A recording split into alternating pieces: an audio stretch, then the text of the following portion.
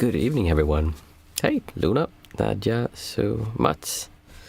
Nice to see you all tonight. I hope you had a great weekend. Let's see, there we go. And that you had a good start to the week. Monday. It's interesting. Monday is I used to be off on Mondays because I had one day off from work. And I used to be off on Mondays. And it was so nice because everyone else went back to work. I'm just like, yeah, I'm going to take another day off, just an extra one. Hey, Nadia. I'm still not 100, but thank you for asking. How are you, Mats? We're thinking of you. Nice to hear you feeling better. I actually had a really interesting might be the wrong word. I went to a funeral last week, and I recorded a video about it. I just haven't edited it. And, I do very little editing. I just cut the beginning and end, and then I add some things, and then it's done. But it was very interesting to go to a funeral. I've always had this thing where I go to funerals, it makes me so... Chat isn't showing up. I see chat. I'm not sure how you get chat to see on the TV, Nadia. Do you know that, Mats? You're usually good at those things. Anyway, I was at a funeral, and I've always... There's just something really special about funerals and death that just makes me feel so calm, and especially like in a church. I'm not Christian at all, but I love churches, and I like the atmosphere that comes with people who believe in something, and when they're actually practicing that, not fighting other people about it, but actually doing some kind of practice with it. And it was a close friend of mine. His mother had passed away quite suddenly, so it was a bit of a shock. There was just so many people in the church and everyone, and they sing these psalms that I've sung since I was a child, because in Sweden you go to church for the end of school year and like Christmas and stuff like that. We just have that as a part, at least when I grew up. I'm not sure if it's like that anymore. So I know all these psalms, and they're kind of soothing, even though again, like I said, I'm not a Christian, but that doesn't mean I can't appreciate the things the Christians do. So I really like being in a church singing those psalms and listening to that. And it was so soothing and so calming, and the contrast, because I met this woman, I think last summer it was, when it was his surprise birthday party. She was there, and we were talking about hens and eggs, and she always used to come when we were I was in a school choir, and she would always come because he was in the choir as well. So I've seen her throughout the years for like 2 decades. He's kind of been in and out of my life. And now she's just gone. Like all the things she strived for, all the things that she worked so hard to get the way she wanted them to be. She seemed to be a very, very calm and relaxed woman, but still everyone has these things that we find important and that we work towards. And then she just passed away, and it's over. Like there's no conflict for her anymore. It's just done. And it was sad just seeing that, and also a relief thinking about the pressure that we feel when we believe, oh, I need this to happen. I need something to be a specific way for me to feel good, or to be able to accept being here. And then it's all kind of negated by dying. Like all of that disappears.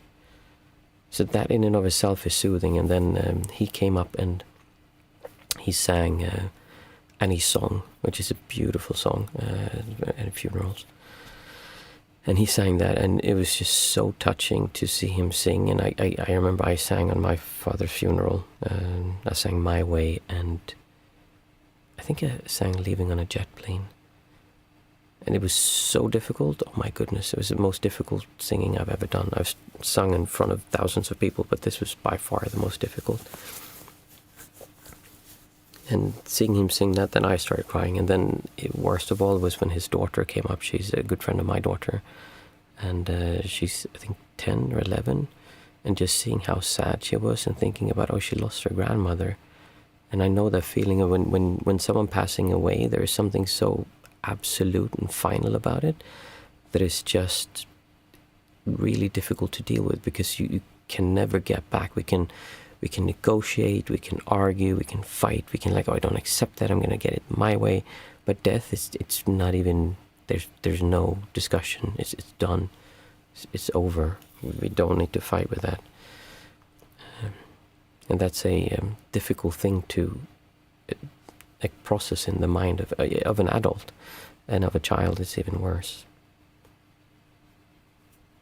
I'm not sure why I got into that, but it was an interesting experience, and I always enjoy is the wrong word, but I always appreciate going to a funeral because it makes me appreciate life more. And I know that people have different views on death. I know some people, when they view death, it's terrible. It's like, oh my goodness, I'm going to die, and they feel a lot of fear. Or they might feel like there's no point in doing anything because we're going to die, so I'm just going to not do anything. There's no point. It's depressing. Whereas I feel, oh my goodness, it's such a relief. Death is the ultimate liberation in many ways, because then you don't have to fight anymore. Like all the things you think are so important, just imagine that you're dead, and they don't matter, because they don't. I mean, ultimately, the conflict towards them don't. It doesn't mean that nothing matters in the sense that we shouldn't do anything. It just means that there's no conflict with it, meaning that however it turns out, it just turns out. Then you do the next thing depending on how it turned out.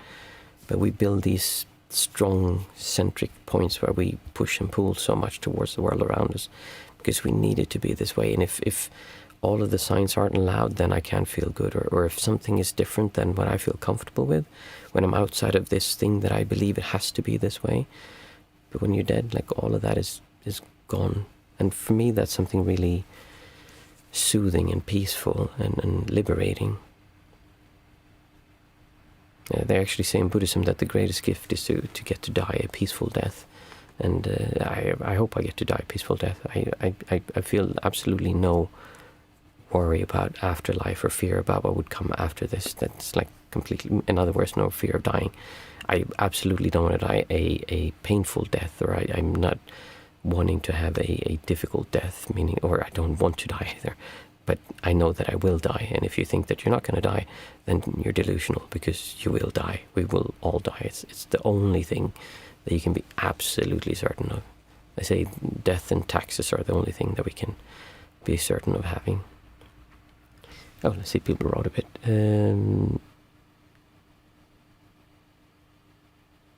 Oh, the chat.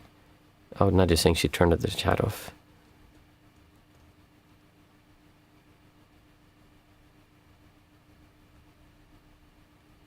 Like folks.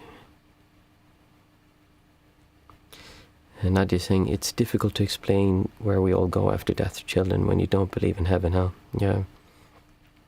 Well, that's my child asked about that as well. What happens after we die? And I said, I don't know, and nobody knows. What do you think? And I asked her what she thought, and I also, obviously, if she says, I can't actually remember, I think she was talking about heaven, or she's had a few different ideas. She had one time, it was so sweet. We had one time when she was, I think, 3 years, and she started understanding death. And she's very emotional, my daughter. So she had this thing where she was like crying, and she's like, are you going to die, Papa? Are you going to die, Mama? Yes, everyone dies. And we told her, like, it's okay. Everyone's going to die eventually. Not now, like far off in the future. Like we were going to die. Everyone's going to die. She's like, everyone? Even our neighbor? Because he has an older man here. It's like her extra grandpa is so sweet to her. And she's like, is even he going to die? And it was so adorable, because for her, it's, a child, they have their world, and it's much more static than it is for us in how they view things. Meaning Mama and Papa, they're together. It's like, we know that, okay, we don't really know what's going to happen in the future and things change. But for them, it's really like, okay, this is how it is. This is Oma, my grandma, this grandpa. And then them not being there, it's very strange. I mean, it's strange for me when my father passed away, so to child is much worse. Mats, I like funerals. It's the only place in our Western society where we get in touch with death. Exactly, yeah. In everyday life, we are so far removed from that topic, but in nature, it's ever present. I actually talked about this in the video that I recorded. I like it more how they do it in Asia. There they show the body more. I've been to India and Sri Lanka and seen funerals. And in Sri Lanka, they had a big bed, and everyone kind of walked in and said goodbye. You got to see the body, and actually seeing a dead body, there's something. I was 17 and in America as an exchange student, the first time I ever saw a dead body. I had never seen a dead body for real before that. And it really touched me. I still remember that funeral. But I think it's important for children and adults to see that death happens. It's when we hear stories about war going on right now and people getting killed and people dying, it's so unreal. Somehow we can't really touch someone dead. Oh, it's just like a statistics. It's a number. Or it's the good side or the bad side. Like it's almost like it's not really real. It's just out there. But when you actually see a dead person, that's a much more tangible and impactful thing to see. And if you would see 100 dead people or 1,000 dead people that were killed somehow, I mean, that's it gives a completely. We can read those numbers, and I think in the Ukraine war, there's like 500,000 people dead. It's insane. It's absolutely insane amount of death, and we can't really grasp those kind of things. So death has a lot to teach us, if that sounds corny and silly, but it really does. And I think we can live better lives and happier lives if we respect that death exists. And like Matt said, we're so removed from it. It's a failure. When you grow old, you failed. I mean, you shouldn't grow old. You should look like you're a teenager the rest of your life. And you should behave like you're a teenager the rest of your life also, apparently. So it's not really as it was before, when age was considered wisdom and people would go to the elderly people in their tribe and ask them for advice because they were older. They had gone through more. Now it's, well, but they don't know computers, so they're dumb. They don't understand anything. They're kind of, we've lost the touch with how age actually has a lot to teach us. Nadia, I've told my daughter she will meet her pet kitten again in heaven. Oh, she said, but there is no God. I said that if we can have an earth without God, I suppose we can have heaven too. Well, that's a good explanation. Yeah, it's something that's unfortunately very removed from our society. Mats is saying one of the core tenets in Stoicism is memento mori, reminding yourself that death is real, life is scarce, and enables you to cherish the present more. Yeah, I would agree with that. We just forget about it, kind of. It's we live as we're never going to die, especially when we're young. Then nothing bad can happen. It's like there's actually a part of the brain that doesn't understand cause and effect yet. That I think for men, they're 25, and women, they're 23 when they develop that. Hey, mindful mama. So that we don't understand the idea that we will actually die. And being aware of that is important. Nadia, I have dealt with death as a nurse. Oh yeah, of course. The dead body seems like an empty shell. It's very strange. It's really, seeing a dead body, it's I guess that's why it's so different to see, because it's like an empty shell, like you said. I remember seeing my father when he was lying dead in his bed, and we came to say goodbye before they came to take him away. And it's really strange seeing him, and kind of, you wanted to touch him and say, Papa, but he wouldn't respond to that. Really, because it's that body, but you understand it's not him in that body. Yeah. For Mama, I just ignore death a bit because I get too dragged into it and depressed. Can't see the point of life anymore. It's what I was saying before, that some people, when they think of death, it's, oh, there's no point, we're going to die. Whereas for me, it's liberation. It means, oh, I don't have to worry about anything because I'm going to die. I have worked as a social worker and seen many people die.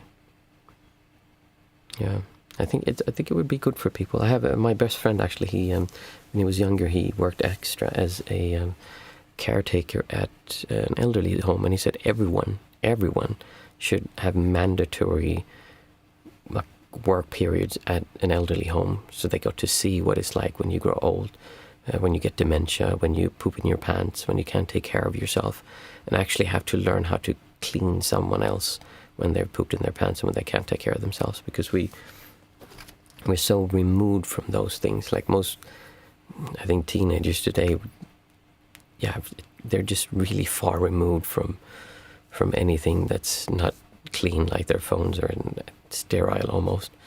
And if they drop something on the floor, it's like, just throw it away. I've heard that kids here in Sweden sometimes who live in the cities, they don't know that meat that they buy in the store comes from a cow. They don't understand the connection between meat we get them in like styrofoam and plastic. They don't understand that that's actually from an animal, and that the animal has been killed, and then they get yeah. It was easy back then, I can understand. The moment someone dies is really interesting. Seeing the lights turn off is very distressing, but also very calming at the same time. I've never seen anyone die, but I can imagine that would be a very touching experience, because they're there, and then the body is there, but they're not there.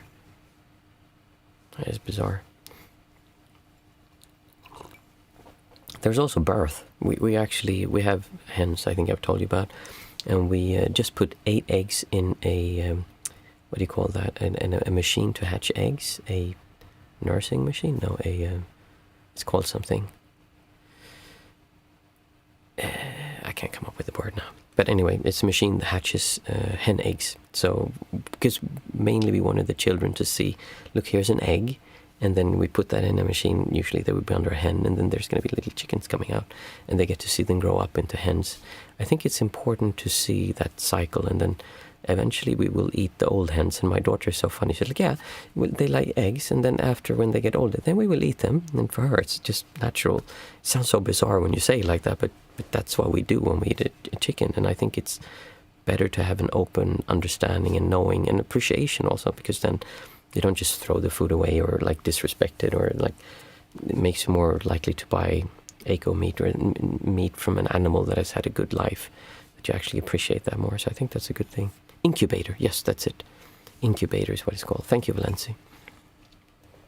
Yeah, an incubator for eggs. So it maintains the certain temperature and moisture, so it's right for them. Okay. And that was a deathly topic. But it is, as I said, for me, death is not something that's sad or bad in any way. It's sad for the people who get left behind, but for the person who leaves, there's release and there's liberation in many ways. Incubator makes me think of Jurassic Park. Good movie. All of them, actually. So for those of you who are new, I haven't seen you before, Valencia, by the way. Nice to have you here. We usually start with a little chat before, and then after that we'll sit for 20 minutes. Oh, sorry, we do the 5, 4, 3, 2, 1 method, which is a way of getting back to our senses, and then we sit for 20 minutes. Today is Monday, so it will be a guided meditation. And if there's a time after, we'll have it. Actually, how can I stop my inner voice? That's a good question, Henry. I'll talk a little bit about that. And after that, we'll have a very quick, just cup of tea, and if anyone has a quick question. But we will try stopping the stream at 9 o'clock, because it's just getting too late for me. So we'll not continue to, because sometimes we got on to like 9:30 even. It's just too late for me since I have to work tomorrow. So Henry Jack is asking, how can I stop my inner voice? It's destroying me. First of all, you cannot permanently stop your inner voice. That doesn't work. I have never met any person who has done that. There is a medical condition where people can't say they don't have thoughts. Now, there's different theories about that. Do they actually not have any thoughts? Or are they not aware of their thoughts? Because even if they don't have thoughts, they still have moods. They still feel that they're angry or happy or sad. So the main thing here, and it could very well be that they don't have the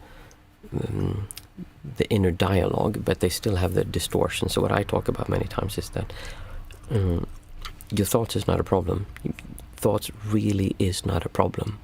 It's difficult to believe, but what's killing you, destroying you, is not your thoughts, your inner voice. It's the reaction you're having to your inner voice. If I would have an inner voice saying that my hair looks terrible, and that it looks, oh my goodness, look at that. It looks like it's oily. It actually is a little bit oily. And I want it to lie like a special way like this. If I had an inner voice saying, oh, look at how my hair looks, it's so terrible. You see, I'm 47 now, so 30 years ago when I was 17. Let's take even more, like 32 when I was 15. Oh my goodness, that inner voice saying my hair didn't look okay, I would have killed me. I would be devastated. My hair is, it's not the way I want it to be, and I would stay with hairspray and comb it. And if the voice said, your hair does not look good, that could really ruin my day. If I stand in front of the mirror today and I say, oh, my hair looks terrible, I'll either just not care about it, or I'll put a cap on. If it's really dirty or messy or something, I'll just put a cap on. Because it doesn't bother me anymore. It's the same voice saying the same thing, but my reaction, my pressure, my relationship to that thought has changed. So the first thing to realize is that you cannot stop your thoughts. You can slow down your thoughts. You can steer your thoughts in a different direction. And you can, mostly what you can do is calm them down. But then the other part is that you can learn to see that the reaction you have towards your thoughts is not an absolute thing. Just because you have a certain thought doesn't mean you have to react a certain way. So people often, this is not the first time I get asked this question. How do I stop my thoughts? Henry is saying, this is the reason I can't even concentrate on my study. This is the reason, even though I gave up all my negative habits. Because it's not about what you do or even what thoughts you have, it's how you're reacting to those thoughts. So like I said, many people ask me this question and they falsely believe that if they could just stop their thoughts, everything would go away. And like I said, first of all, you cannot stop your thoughts except for temporarily. You can have short moments of thoughts being calm. You can do meditation and you can calm your mind down so that everything is just a little bit settled down. But as soon as you pour rain and water on it, then the thoughts are going to come up again and you're going to have those difficult thoughts again. So instead of trying to get the thoughts to go away, look at what's happening inside of you and see that you are creating this friction, this distortion. In other words, don't be afraid of what you're feeling. Don't go in there like, I like feeling bad, I want it to really make... No, just see that it's a difficult sensation in your body. That's all it is. There's no absolute connection between your thought and this and how you should enjoy your day. So there is no microwave. There is no... sorry, I didn't get that, Luna. At first I thought, stop my inner voice with the microwave. I'm not sure. There is no easy way to do this. And as I said, you cannot stop your thoughts. If you seek after that, I'm sorry, it's just not going to happen. There are some people who overemphasize. Someone we talked about before is, what's his name? Gamer, psychologist, Happy Gamer, OC Gamer or something. Mats, you know him. He talks about meditation and has this idea that there's a place called the space of no thoughts or something like BS like that. And when you reach that point and you have no thoughts, then you will see clearly. Healthy Gamer, that's him. I mean, he's amazing, that guy. But when it comes to meditation, let's just say we differ very much in how we see meditation. I have no idea where he learned his meditation, but it's quite detached from reality, a lot of it. Some of it is very science-based and good in that way, but this whole idea of stopping the thoughts and meaning, it's not important. You don't need to stop your thoughts. You can do it temporarily, and doing so is just going to make you want to go back there again, and you realize how difficult it is. So instead, do a simple meditation like we'll do today, where you focus on your breath. Your mind will calm down. You will get a little bit of relief, but then ultimately, it's a much bigger project that you're working with. People try to stop the thoughts, but that's not their problem. There's other stuff going on. It's like saying you want your car to go faster, and to do that you're going to change the color, because when you see red you get, I want to drive faster, compared to when you see black, which makes you calmer. There might be a little bit of truth to that, but that's not really going to help. Maybe that was a dumb example, but you get what I'm getting at. Rupert Spira also has excellent videos around letting go, thoughts be. Thoughts are not, thoughts are not the problem people think they are. They really are not. So, first of all, and another thing that is really good, by the way, Henry, that you can do is the 5-4-3-2-1 method that we'll be doing now. Really look at this and try to do this and see what happens. And don't focus on your thoughts, focus on what you're feeling inside of yourself. So first of all, we say out loud 5 things that we can see. And we focus on not our relationship to the things we can see, but the actual small nuances and details. So I look at this cup. When I look at this cup, I see the curvature, I see the texture, I see the different colors, I see there's an image here, and I can see the reflections, I can see that it goes behind, there's depth. If I do this, or I can see inside, and there's a different color in there as well. So I'm really looking at the nuances, not trying to say, oh, I like this cup because I got it from this and so, and I like it because I like this motif. No, we're trying to just see things as they are without an emotional reaction towards it, just seeing the actual sensory inputs from watching this cup. Yeah, Sir Valency would say, I agree, Valency, it's very strange ideas about, and a lot of people have strange ideas about meditation. Maybe because people go and meditate a little bit and then think, oh, I understand it now. Or someone, for instance, if you go into meditation with the idea that I should stop my mind, then it's very easy to believe that someone who says that, then, okay, that must be true, because that's what I want. Sorry, I'm not going to get distracted. We finish with this. So I see a cup. That's the first thing I can see. And really look for all the details that we see when we look at this thing. Next, I see a thermos.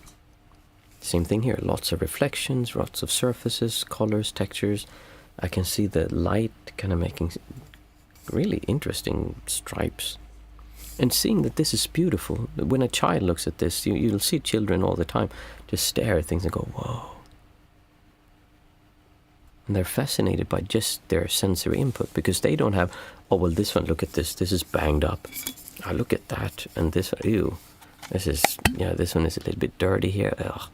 That's not really nice. This is probably a cheap thing, and no, this is nothing. That's how we relate to things, but a child doesn't have that. They just say, oh, this is interesting. Oh, look at that, this little ant's tail is pretty interesting, that, and a butterfly. But as we grow up, we stop being able to see reality as it is, and we start overlaying all these interpretations on how it should or shouldn't be. And if this would have been brand new and said apple on it, then it would have been like, whoa, this is fancy. But since it doesn't say apple and doesn't look fancy, then we don't care. And say this out loud on your end as well. 5 things that you see. I see a pair of glasses.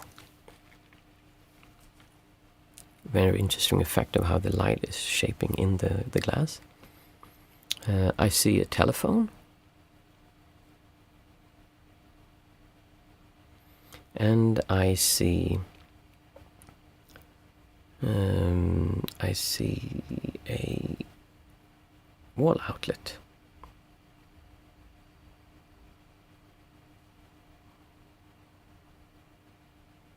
Henry, just follow along with the exercise. You'll see afterwards. You have to try it. And yes, you can calm your mind.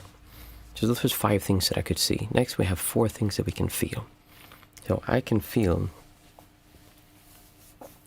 my hand touching my shoulder.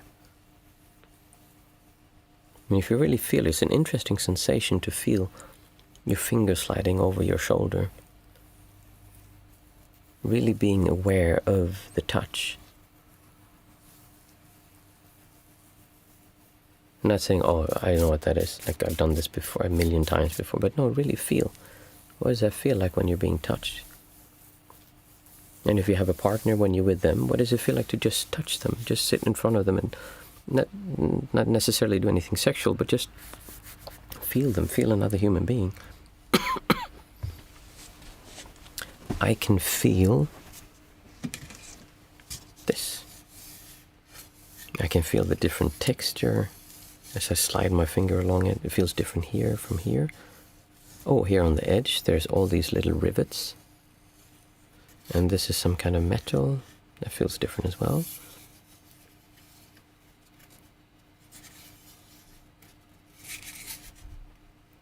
Interesting. It's really feeling, what does this feel? And be curious about reality. Imagine that you're a child who doesn't really know what this is. And just be interested in seeing what it feels like. I feel this baton from my bell.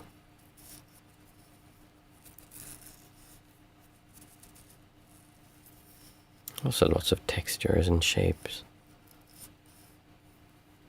And when you combine this with actually looking at it, it becomes even more engaging. That was 4 things that I could feel. Next we take 3 things that we can hear. And now we need to slow down a little bit more and really focus, because the further we go, those senses we don't use as much normally.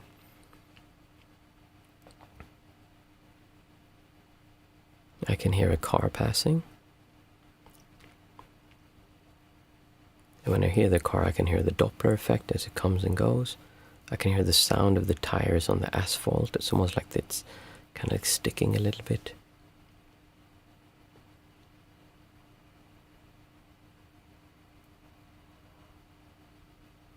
I can hear someone closing a door, a car door, I think.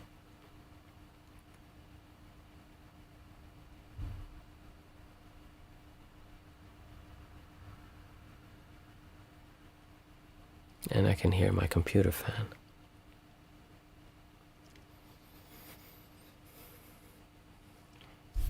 There was 3 things that I could hear. Next we take 2 things that we can smell.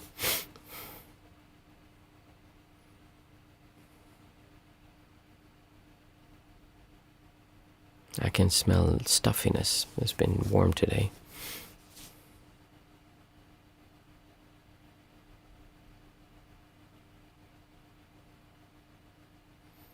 And a citrusy smell.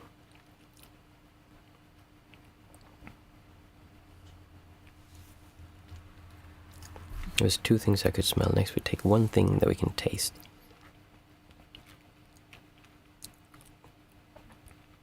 Well, now I have a throat pastel in my mouth, so I taste lemon or citrus.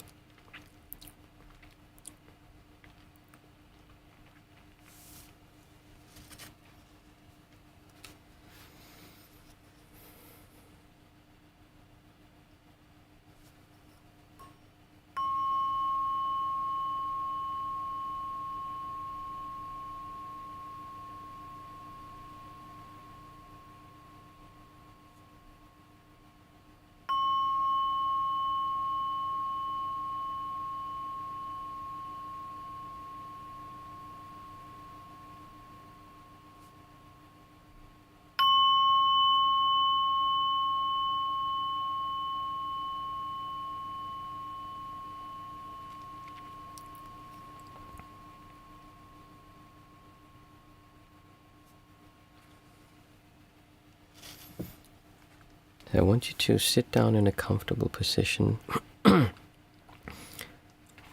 If possible. If not, it's also okay to stand up. You can lie down, or you could even be walking, as long as you keep your eyes open. And then I want you to start focusing on your breath.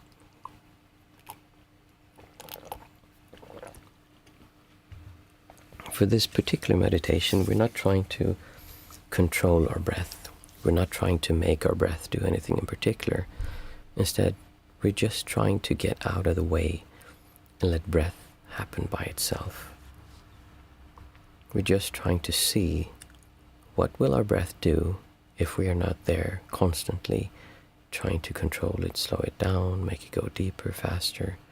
But instead, what happens when we just relax and let the body do the breathing by itself?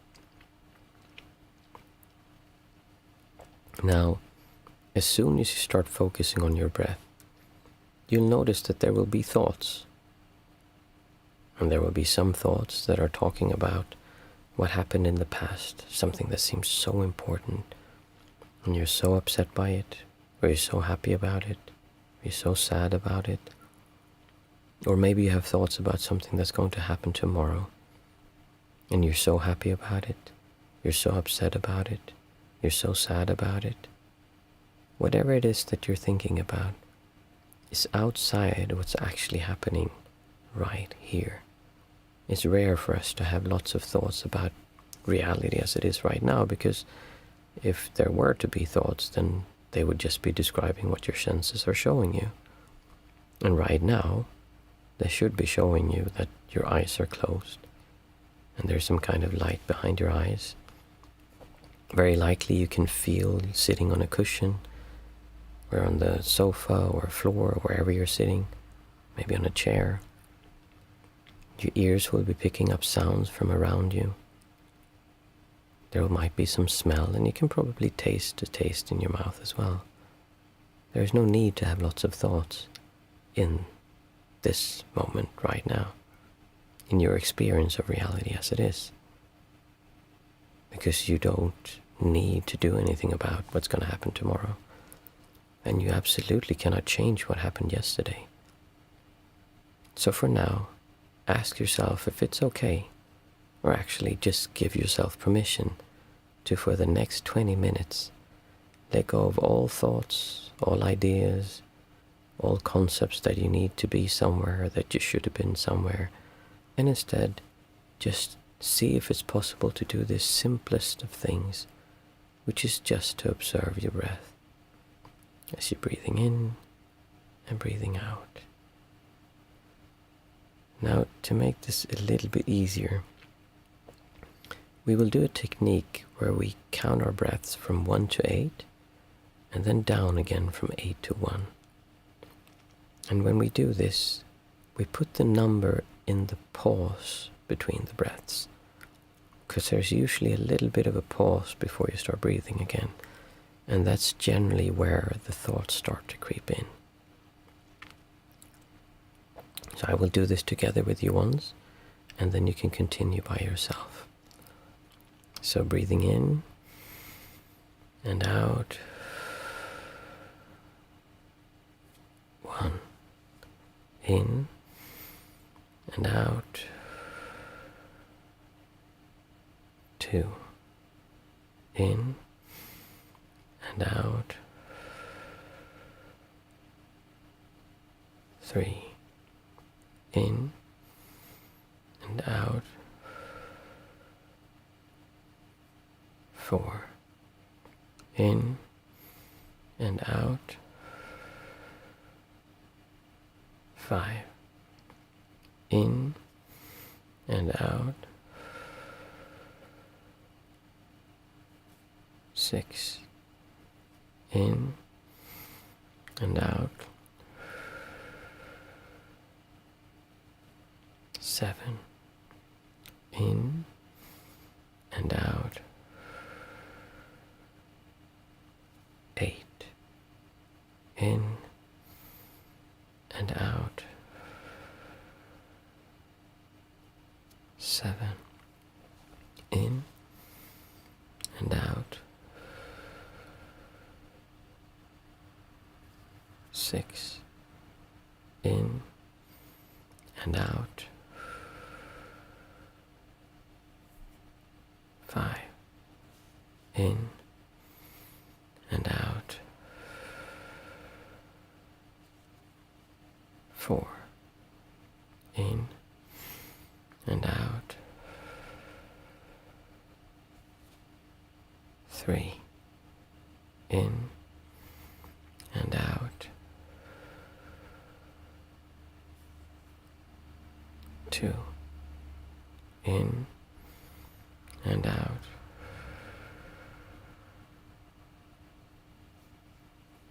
1. Now keep counting your breaths from 1 to 8, and then down again from 8 to 1 as you breathe in and out. 1. In and out.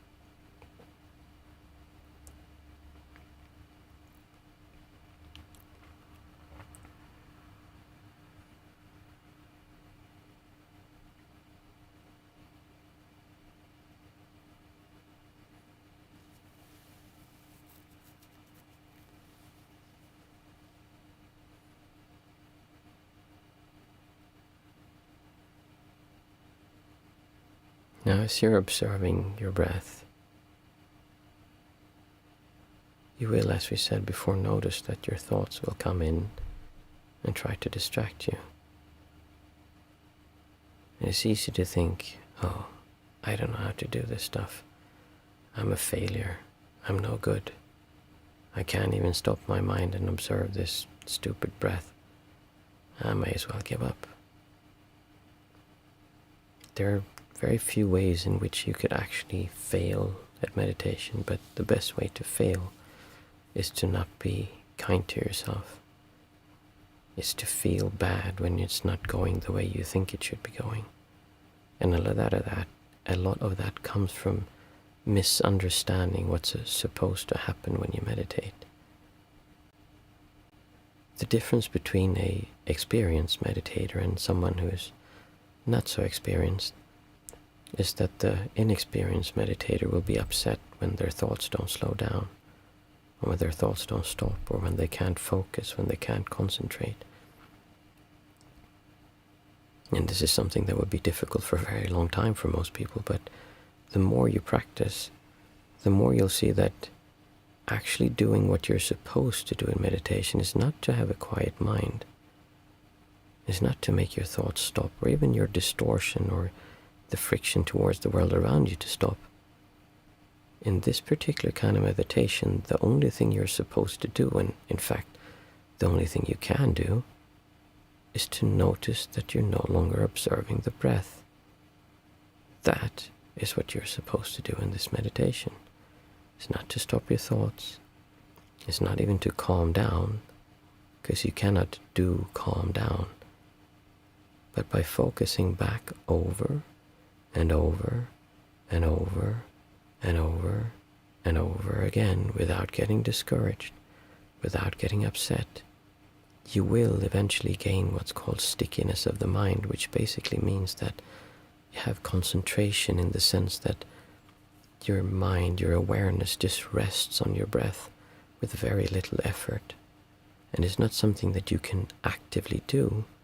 Instead, it's something that happens by coming back over and over and over again to your object of meditation, which is your breath.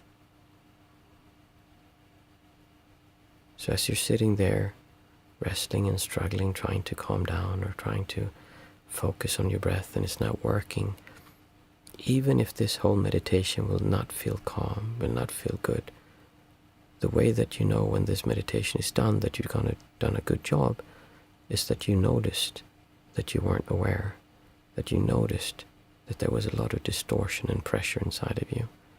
That is your only work, the only thing you need to do.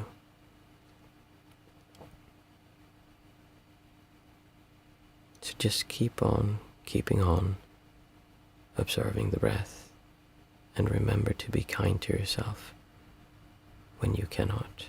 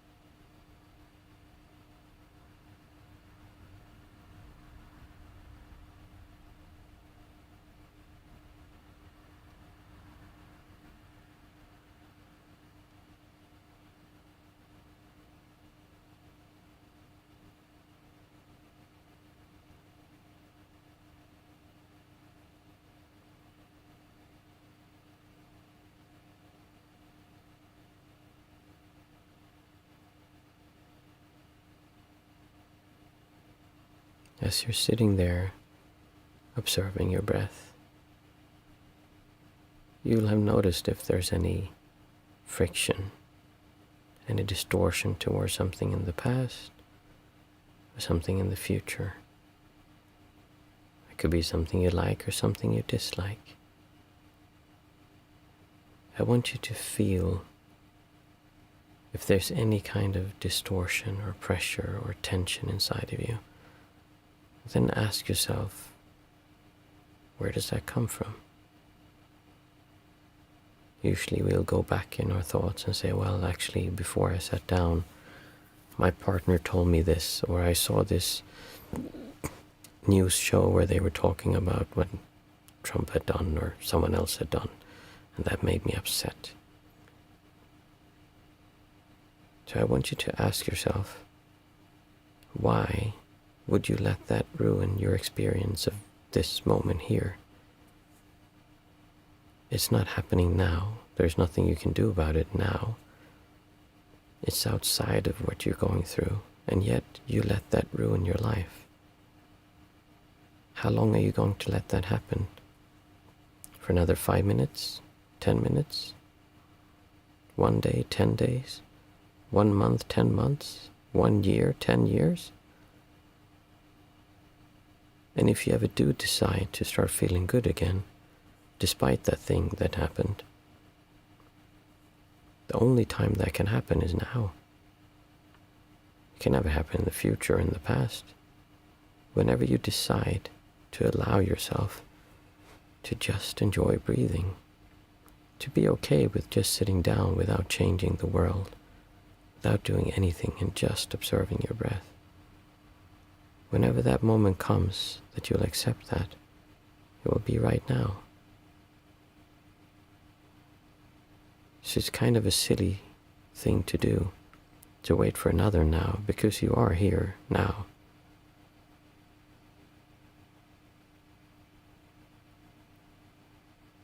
Just look at what's happening inside of you and see if you can allow yourself to just skip all of that and just sit with your breath and enjoy what it feels like. Feel that this is a good day. Maybe it's a bad day, but at least now, this moment, sitting here, this is a good moment.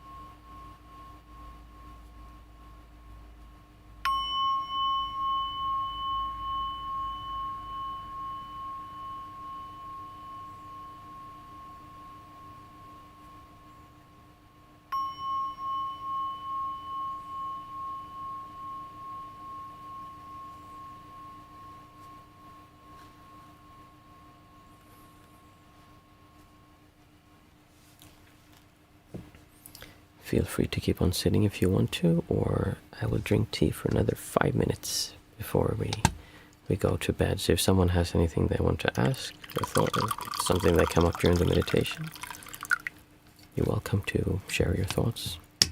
Hey Jack, nice to see you. Luna microwave. Oh, yeah, the incubator. Maybe putting them in the microwave. I'm not sure that would be a good idea. Just like a low heat, so the eggs can hatch.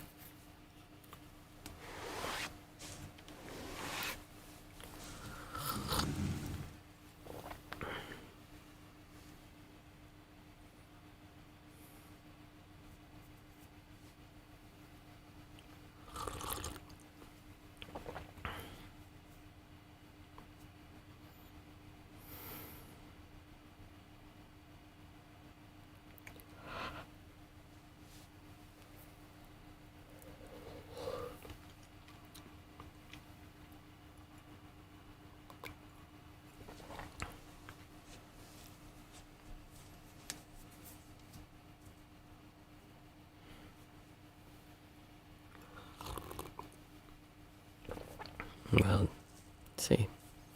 Mats, thanks for the meditation. It was a tad more survivable today than last time. I'm happy to hear that, Mats. That's the thing, it always changes. It always changes. Thank you too, Nadia. Well, I think that's the perfect time to go to bed. Thank you everyone for a nice sitting, and as always, it's so interesting to see. I'm a bit tired. Like, oh, I'm gonna go to bed. I'm like, no, I get to sit with my friends again. So thank you everyone for coming. And I hope you have a great week, and I'll see you again on Thursday.